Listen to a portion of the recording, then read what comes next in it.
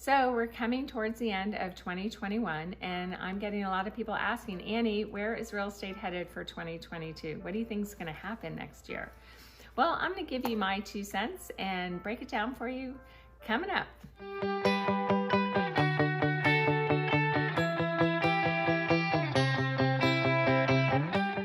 Hi, I'm Annie Baker. I'm a realtor here in Silicon Valley, and I specialize in listing houses for sale.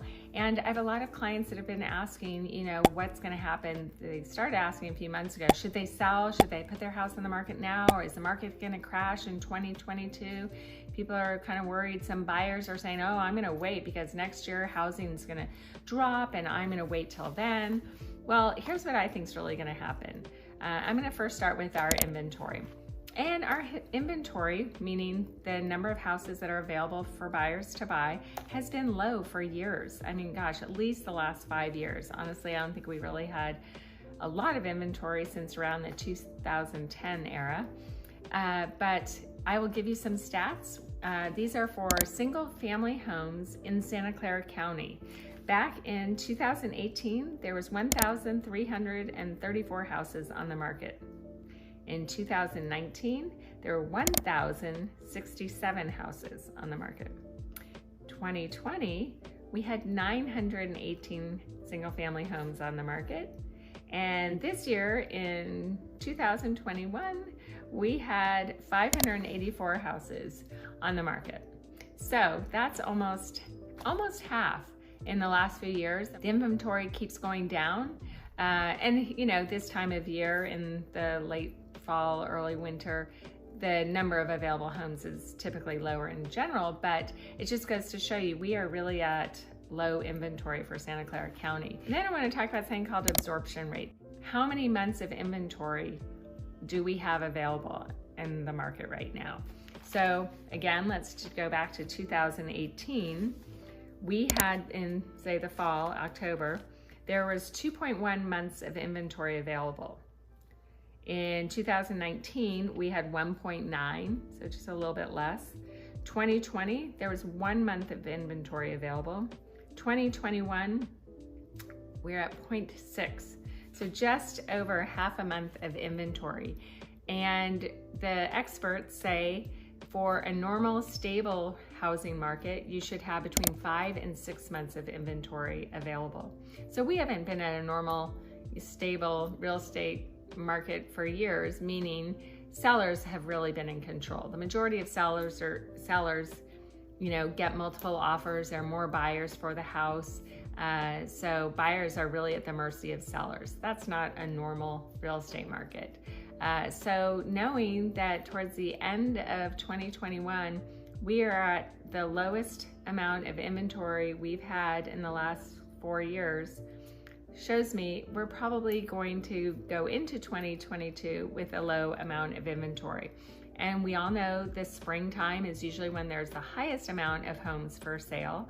So the inventory will go up, I get that.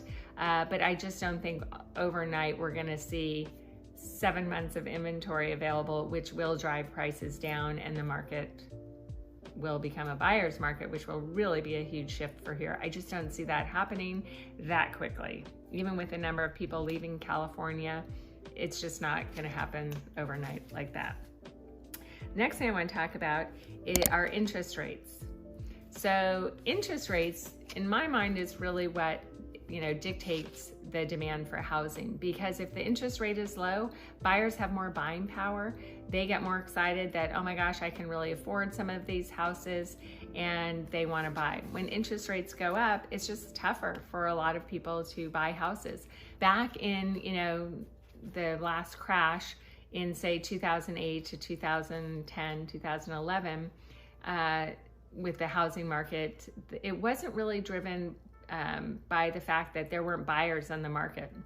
There were plenty of buyers still in the market. The problem that really came up was the lending industry kind of froze, and guidelines and restrictions put on, by the banks for buyers were so strict that a lot of people just couldn't qualify for a loan. In the early 2000s, banks were giving loans away to people probably that never should have been in the business of owning a home. but they gave them away. That caused a lot of issues, and good people that had had stable income for years, all of a sudden couldn't qualify for a loan. I remember I had one client in particular had been in the same industry for like 15 years. They had been pre-qualified to buy a home. It was like $1.8 million. And when things shifted, and they just hadn't bought yet, they still had a smaller house they were fine in. But when things shifted with lending, the husband made a job change. And even though he was in the same industry, he did not have 2 years of history at that company. He could not get a loan. I mean, he finally did, but it took a while. So that just prevented good buyers from being able to buy, which then softens the market because there aren't as many buyers available. And there you have it. So here's some information about interest rates. So I'm going to say the average interest rate back in October 2018 was 4.83%. That's still a really good rate, under 5%. 2019, it was 3.69, still great. 2020, 2.83. I mean, honestly, under 3%, that's almost like free money if you ask me. And this time, 2021, around October, November, the average rate is around 3.07. So really fantastic, right? Let's go back a little bit further. In 2013, the average interest rate was 4.19%. Go back even further, 2008, the interest rate was 6.20. 2007, 6.38. I'm going to do a big jump here. 1990, it was 10.13%. Could you imagine paying 10% for your interest rate for a mortgage right now in Silicon Valley? What would that do to the housing market? That would slow things down pretty darn fast. Okay, remember that 1990 for a reason. So one of the things that will affect the interest rate is the inflation rate. And right now our inflation rate is going up rather quickly. The inflation rate is the highest it's been since 1990. So remember, the interest rate was over 10% in 1990. I'm not sure, I don't know if that's where we're headed that high. And if we are, it's going to take some time, so don't panic here. But inflation rates will increase our interest rate. Historically, they go hand in hand. So interest rates most likely will be going up at some point. How quickly, I don't know. So if our cost of living is going up, inflation is going up, interest rates have to follow. But I just don't know how quickly the government will allow them to go up, just because that could really cripple our economy if it freezes housing and stuff. So I think for the short term of 2022, as long as interest rates stay pretty conservative, honestly, people, anything under 4% is really fantastic. I mean, my parents told me about an interest rate in the 80s that they had that was 13%. People were doing that. So if we're keeping anything under 4, even under 5%, it's good. But the sooner you get into a house before those interest rates go up, the better, because you can't save as fast as you can buy an interest rate that's lower. Does that make sense? I'm not sure if I'm saying that right. But some people say, well, Annie, we want to keep saving more for our down payment. The problem is if the interest rates go up even just 1 point, that could mean a significant difference in your monthly payment, even with the same down payment. Does that make sense?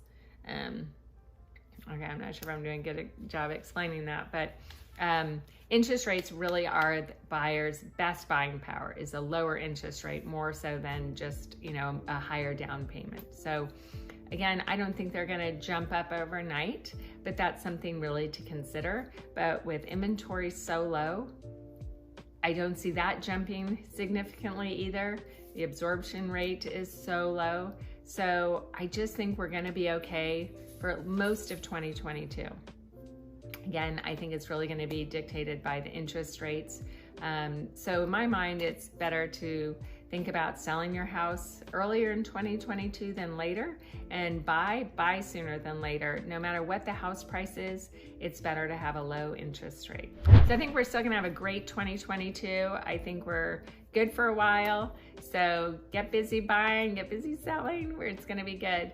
And if you have any questions, if I didn't explain something that well, sorry, I'm just at the tail end of a cold, so at least that's my excuse. But anyway, feel free to reach out with any questions. Do me a huge favor and subscribe to my channel. If you liked anything I'd say, give me a thumbs up, comment below. Look forward to hearing from you. And until next time, have a great one.